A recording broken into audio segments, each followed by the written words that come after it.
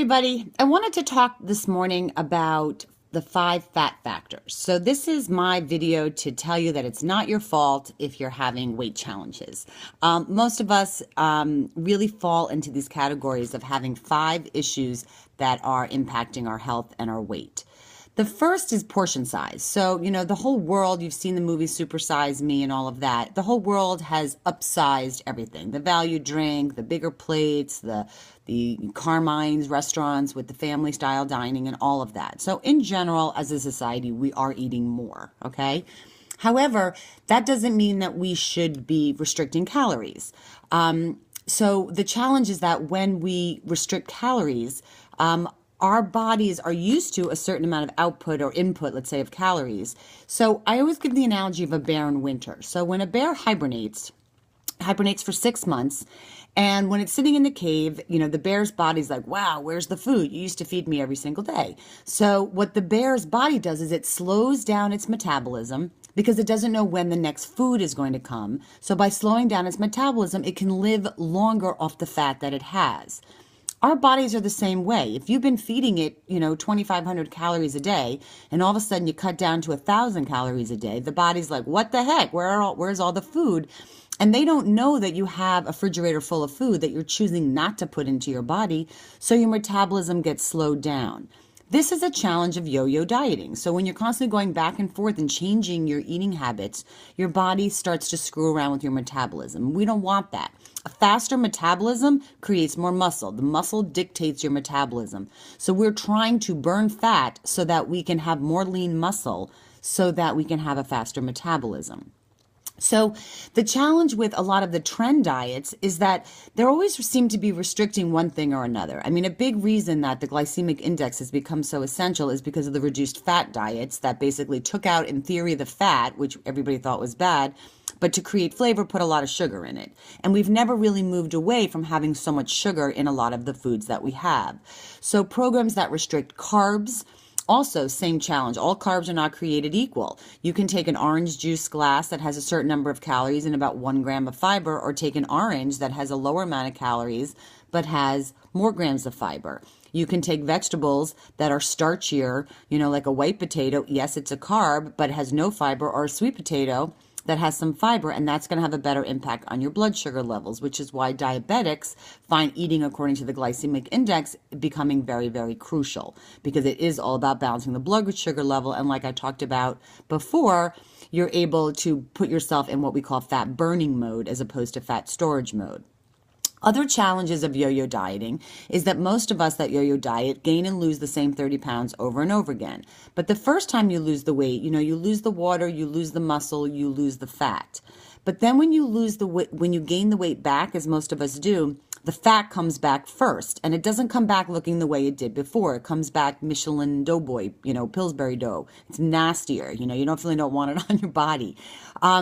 And we also know, going back to my comments previously as I've made about weight and about how only one measurement is weight, it has value, but it does not tell the whole picture, is we all know, that muscle weighs more than fat. So it goes back to, would you rather have a golf ball, on your butt, or a beach ball on your butt? So we can't sort of put that all into the equation. Stress becomes important, talking about my hormone video that we talked about adrenals, because when your stress levels are high, your cortisol levels are high, but cortisol, as the stress hormone, unfortunately sends a signal to your body to hold on to visceral fat. And visceral fat is the most dangerous fat. It's the belly fat, and that's what's covering your vital organs. So we don't want high stress, and we don't want to be in that kind of fat storage mode. Another issue, the 4th fat factor, is processed foods. So, we're seeing more and more information coming out about this, all the GMOs. There's a great blog you might want to check out called Food Babe, where she's sort of attacking companies like Starbucks and Monsanto and companies like that have so many different chemicals and, processed foods and stuff like that are in our body that all should not be in our bodies. They're chemicals. So another thing that creates inflammation responses in our body that can have us hold on to weight. So going back to more natural eating becomes essential. And then the 5th fat factor is a sedentary lifestyle. So I think we're all kind of guilty of this as we start to live our very, very busy lives, in that we just don't get enough exercise. And when you have young kids or you have a very busy job, it's really hard to find time for yourself and move your body. But you can they work hand in hand. You can exercise all you want, and if you go out and eat the Haagen-Dazs right afterwards, you've defeated your exercise, even though I know most of us think we've justified it.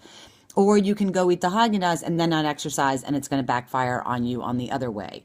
So it's essential to find some balance with those five fat factors. And that's where I do feel like this program, as living it as a lifestyle, and maybe not perfectly every day. Most people don't make a change and have it stick forever. It's a journey. You just have to decide how important the journey is. Are you really trying to get to a goal right now? Then you have to be way more diligent. When I was trying to lose weight the first time with this, I considered the foods that I didn't want to eat. I definitely, in my head, said I was allergic to them. So if I was at a party and felt guilted into somebody's cake or a glass of wine or something like that, I would just say, you know what? I can't have it. I'm allergic to it. I didn't apologize for it. Didn't tell people I was on a diet.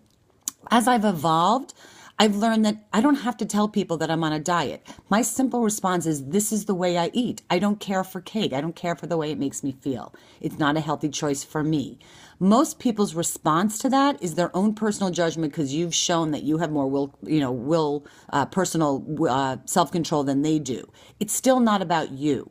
You have to decide what works best in your body.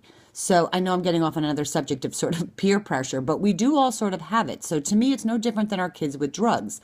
Sometimes, clients of mine will say, I felt like I had to have the cake that somebody made me for my birthday, or I felt like I had to have the glass of wine to toast somebody's success. You don't have to. We're all grown-ups. And I think what happens over 30 is that we realize that, we really don't have to do what other people say. So, sorry, 2 messages here. I got a little off on a tangent. Take control of your body. Understand that these 5 factors are things that contributed potentially to where you're at today, but know that you can change them at any time. Take care.